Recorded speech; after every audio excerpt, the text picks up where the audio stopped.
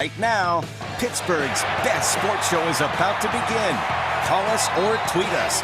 We got things to talk about on the Ireland Contracting Nightly Sports Call. Thanks very much. Once again, hello everyone, and welcome to the Sports Call here, presented by Ireland Contracting on the Bordas and Bordas Hotline. Bob Pompeani with you until 11 o'clock tonight, taking your calls at 412-575-2600. On Twitter, it's at KDPomp, and we'll also convene tonight at 11:35 for the #1 Cochran Sports Showdown. Lots to get into there.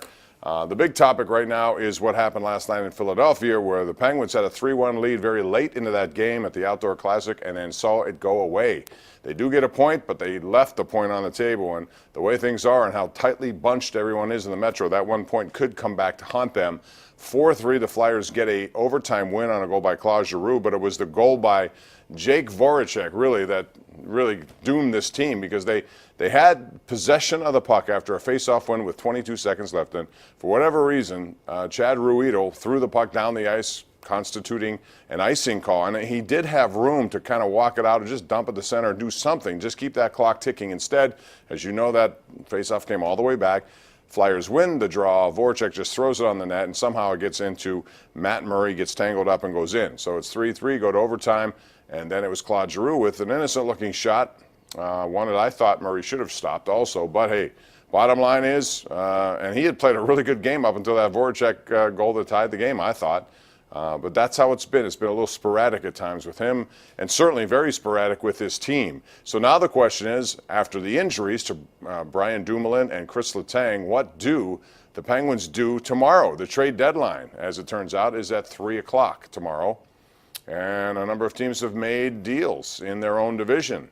And we saw the Columbus Blue Jackets being very aggressive here. They went out with Ottawa, acquired Matt Duchene, and then Ryan Dzingel, two very good players, two guys who can add to their upfront forward power. The question with them would be, what are they going to do with Artemi Panarin? Because he's a free agent to be at the end of the season. And I don't know if they can afford to pay him, want to pay him. I don't know if he wants to stay there. He may test free agency, and if so, the Columbus Blue Jackets may want to go out and get something for him, as long as it contributes to this year's team as well, because they seem to be bullish about doing something. They're currently 1 point ahead of both the Penguins and the Carolina Hurricanes, and they have a game in hand on the Penguins. So, and they play there Tuesday night, Pittsburgh at Columbus, and they have 3 meetings really in the next 2 weeks. So a lot of this is going to come down to head-to-head play in the Metropolitan Division. So the question I'll ask you, if you're Jim Rutherford, what do? You don't have a lot to really throw out there. There's a #1 pick they have, but they've given away a lot of those kind of guys. And this is a pretty good draft from what I understand, so you may not want to do that.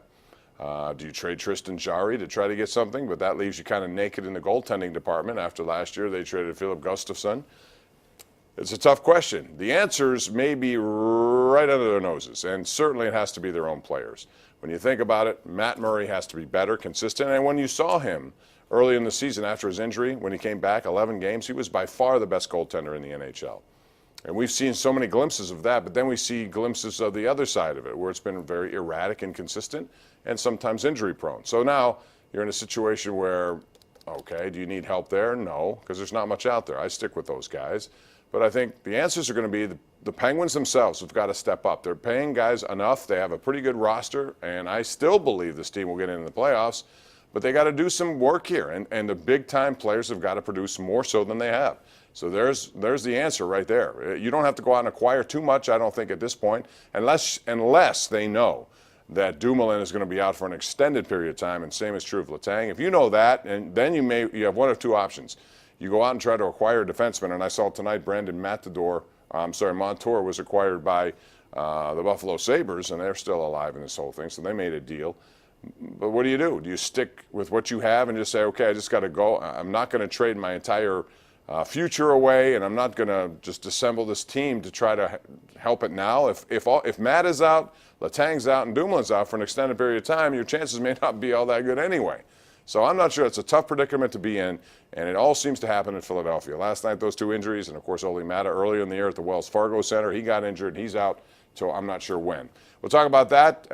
Tonight on the Showdown, we get into Le'Veon Bell and Antonio Brown. But quite frankly, I am just completely over that conversation. We've talked about it so much for 2 months. There's nothing more to say at this point other than where they end up, and that'll take its time, and when it happens, it'll happen. I do think a relevant question is, if you're the Steelers and you owe Antonio Brown $2.5 million bonus on March 17th, and you don't have a deal done yet, but you think you're making your way toward one, you may want to pay that bonus and just to keep him in your property so you can complete a deal that will give you a better return.